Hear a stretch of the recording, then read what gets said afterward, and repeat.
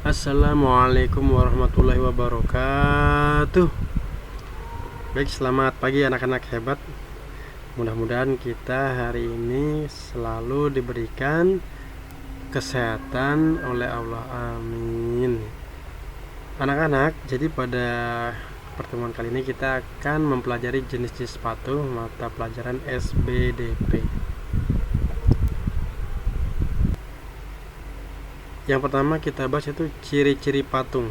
Jadi di Indonesia sebagai negara dengan beragam budaya memiliki corak patung yang berbeda-beda di tiap daerah. Jadi di setiap daerah tuh memiliki ciri-ciri corak patung ya. Ada patung berbentuk manusia, hewan atau tumbuhan.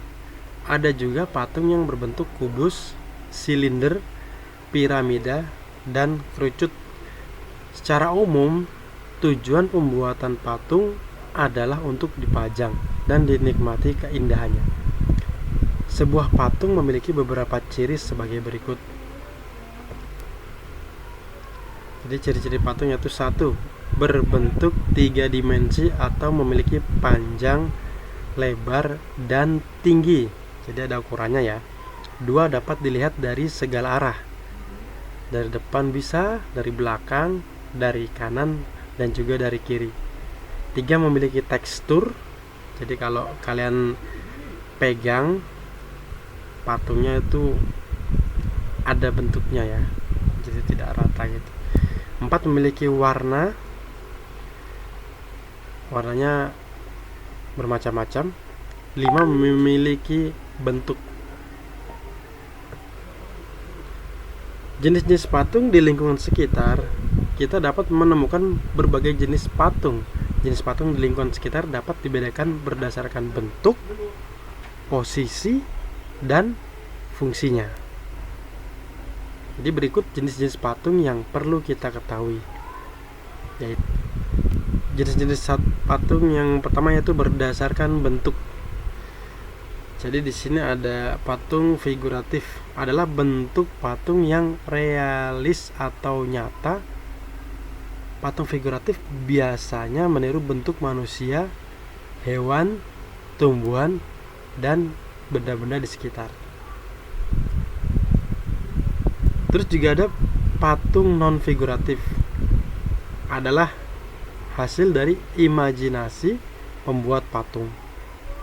Patung non figuratif cenderung menampilkan bentuk garis, lengkungan, bulat, dan memanjang. Kemudian jenis patung selanjutnya yaitu berdasarkan posisi.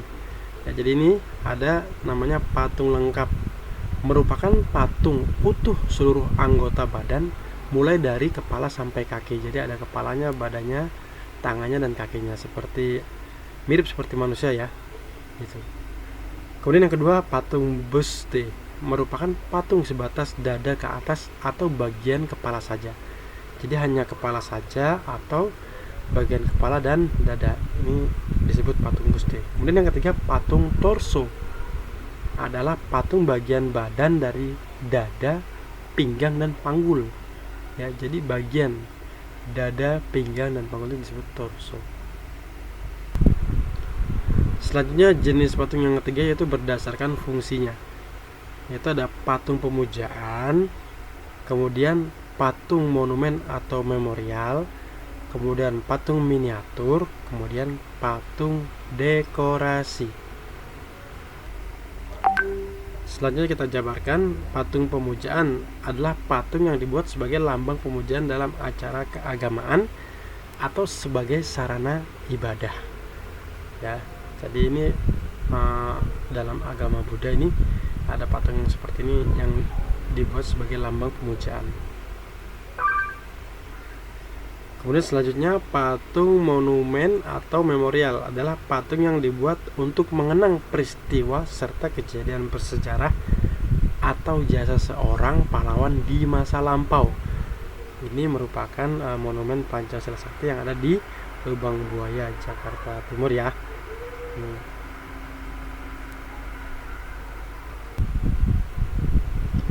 Selanjutnya patung miniatur adalah patung tiruan suatu bangunan atau arca dalam ukuran kecil. Jadi ini merupakan contoh bangunan Candi Prambanan ya. Candi Prambanan atau Candi Mendut atau candi-candi lainnya ya. Pada kenyataan di lapangan bentuknya sangat besar sekali ya dan tinggi gitu. Namun dibuat tiruannya tampak luar tuh sangat mirip.